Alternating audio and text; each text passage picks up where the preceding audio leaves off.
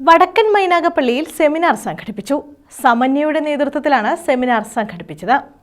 വടക്കൻ മൈനാഗപ്പള്ളി സമന്വയയുടെ നേതൃത്വത്തിലാണ് സെമിനാർ സംഘടിപ്പിച്ചത്. മഹത്തായ ഇന്ത്യൻ ഭരണഘടന പിന്നിട്ട 75 വർഷങ്ങളും വർത്തമാനകാല വെല്ലുവിളികളും എന്ന വിഷയത്തിലായിരുന്നു സെമിനാർ. സോമവിലാസം ജംഗ്ഷനിൽ സംഘടിപ്പിച്ച സെമിനാർ NK പ്രേമചന്ദ്രൻ MP ഉദ്ഘാടനം ചെയ്തു. നമ്മുടെ രാജ്യം അംഗീകരിച്ച ഭരണഘടന നിലവിൽ വന്നു 1950 ജനുവരി മാസം 26-ാം തീയതിയാണ് നിലവിൽ വന്നത്.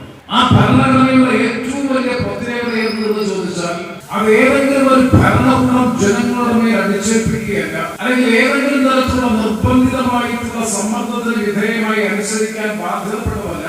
നമ്മുടെ ഭരണഘടനാ നിർമ്മാണ സഭ അഡോപ്റ്റ് ചെയ്ത അംഗീകരിച്ച ഇന്ത്യൻ ഭരണഘടന, ആ ഭരണഘടന രാജ്യത്ത് നടപ്പാക്കാൻ we the people of India.